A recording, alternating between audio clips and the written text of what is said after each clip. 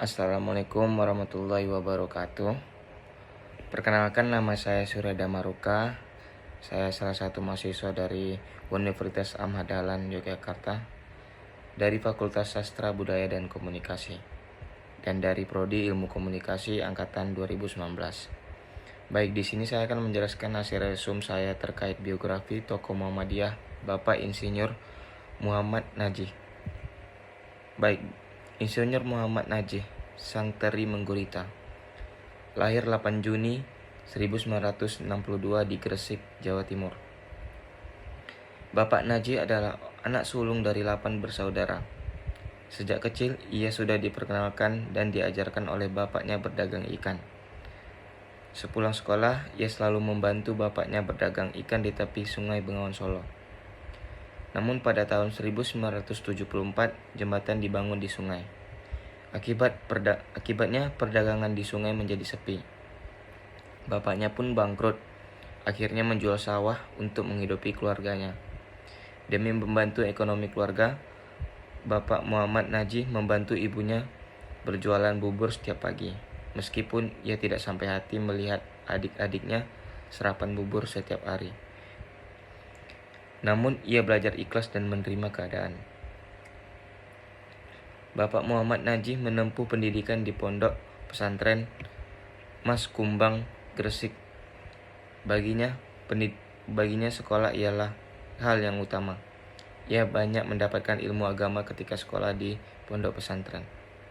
Semakin ia tumbuh besar, semakin tumbuh tekadnya untuk mendapatkan pendidikan yang lebih tinggi. Ia tidak menyerah dengan kondisi keluarga apapun. Ia lakukan untuk meningkatkan ekonomi keluarga.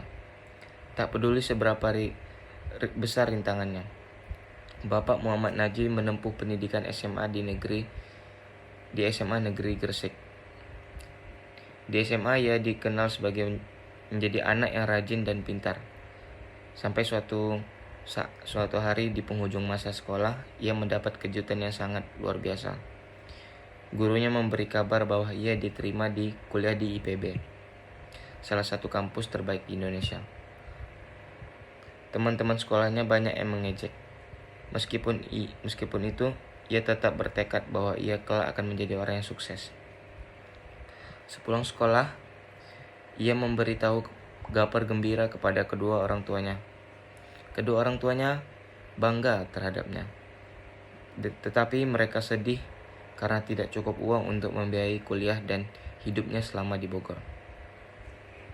Ia pun bingung sampai menyendiri di suatu tempat, berpikir mencari cara agar bisa berangkat kuliah ke Bogor. Sepulang ia ke rumah, mendapatkan kabar bahwa orang tuanya menjual bagian belakang rumahnya yang laku terjual pada tetangganya. Dan uang hasil penjualan inilah yang ia gunakan untuk berkuliah di IPB.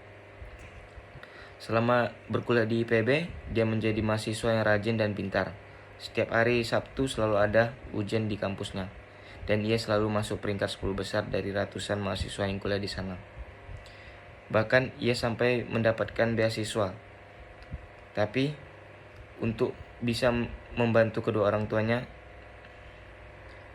ia menjadi guru di semasa kuliahnya, menjadi guru les privat, dan menjadi penjaga perpustakaan di kampusnya.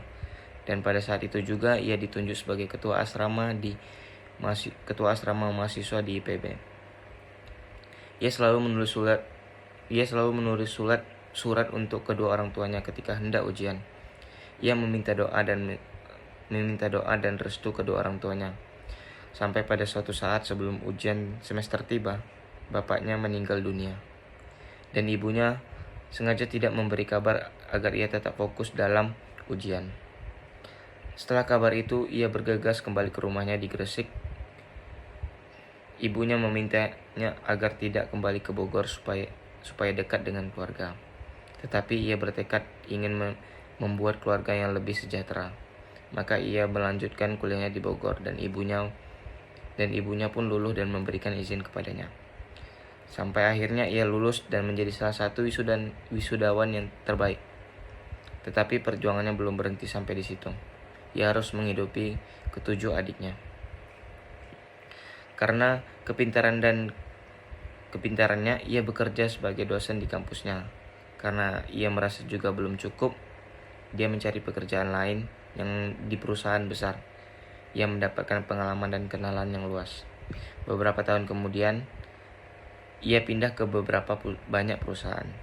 Sampai akhirnya ia berkeluarga, dan ia mengatakan pada istrinya bahwa ia bertekad bakal mempunyai pabrik. Bapak Muhammad Najih semakin berpikir jauh ke depan. Di suatu hari ia pergi ke pesisir pantai, berbincang dengan nelayan. Bekerja sama membuat lapangan pekerjaan baru untuk mereka. Beberapa tahun kemudian, ia dan 2 temannya membuat usaha sendiri. Mereka bertiga bekerja sama membangun perusahaan dari kecil. Sampai pada akhirnya, ada pengusaha dari Jepang yang menawarkan bekerja sama ingin membeli ikan dari hasil nelayan-nelayan mereka. Dan dari sinilah usaha mereka semakin maju. Pada suatu saat ia memutuskan untuk melanjutkan usahanya seorang diri. Karena ia bekerja keras, pantang menyerah, dan pandai menjalin hubungan baik pada sesama. Dan ia berhasil meresmikan perusahaannya pada tahun 1994. Ia membesarkan usahanya sampai ke luar negeri. Kehidupan ibu dan adiknya pun jauh membaik. Ia mempunyai jiwa yang sosial yang tinggi. Ia dengan sukacita membagikan ilmu dan pengalamannya pada orang lain. Menceritakan hidupnya dari yang tidak mampu menjadi pengusaha yang sukses seperti sekarang. Dari laut, ia menjadi pahlawan untuk sesama. Ia, Muhammad Najih, inspirasi kita semua. Baik, itu saja yang dapat saya sampaikan. Lebih dan kurang saya mohon maaf. Saya tutup dengan Assalamualaikum warahmatullahi wabarakatuh.